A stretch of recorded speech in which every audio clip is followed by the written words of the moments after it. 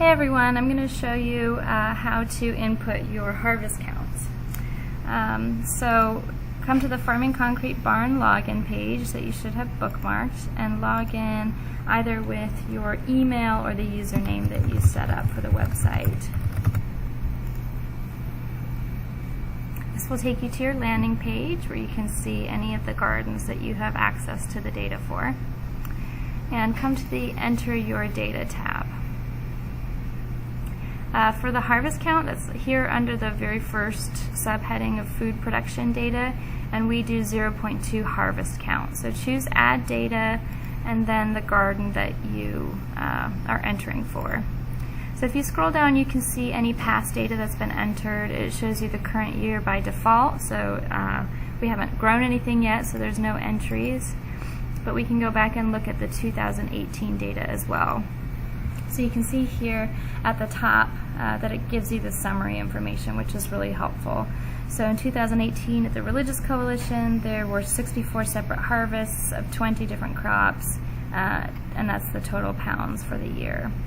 And then you can scroll down and see that in individual entries and who entered it, who the gardener was, what the crop was, how many pounds, sometimes plants if that's something that you want to enter.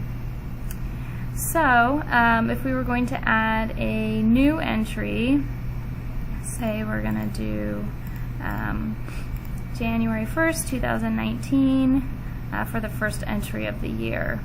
For the gardener, what you put here really depends on what's going to be most useful for you.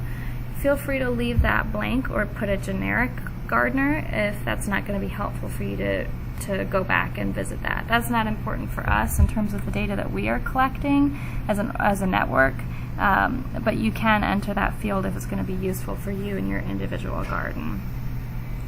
And then the crop name. Here's where it gets a little bit tricky.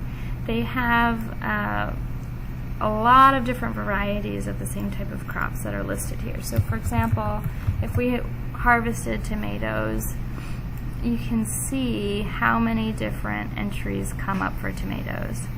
So what I tend to do is choose the very most basic tomatoes. If you want to get more specific and specify that they were cherry tomatoes, that's fine. But what I would recommend is that you stick to the same one for the whole season, because if you choose this cherry tomatoes today and next time you choose this cherry tomatoes, it's going to enter it as two different crops, so it will be harder to summarize that data in terms of, downloading the data report later. How many cherry tomatoes did I pick? You're going to get different categories based off of which one you chose. So just try to remember which one you choose and try to stick to that. And if you can't remember, you can always go down and consult your previous entries. So choose that crop name. I usually leave the crop variety out. I just leave that blank. Again, if that's going to be something that's useful for your records, feel free to enter that. But I usually just skip that entirely. Typically, we are measuring in pounds. So, and you can enter decimals in this entry field. So say that we harvested 4.5 pounds of tomatoes.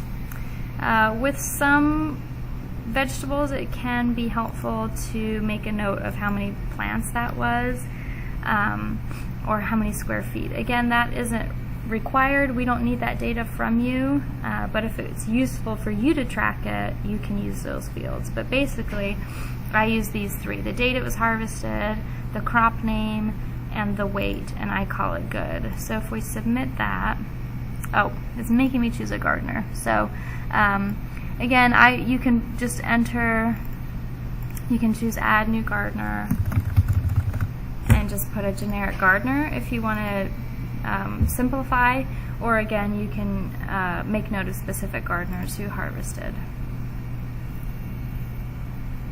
So then if we scroll down, our first entry of 2019, and here it is. So this is made up, so I'm going to delete it. And we're back to blank. As always, let me know if you have any questions, and happy gardening.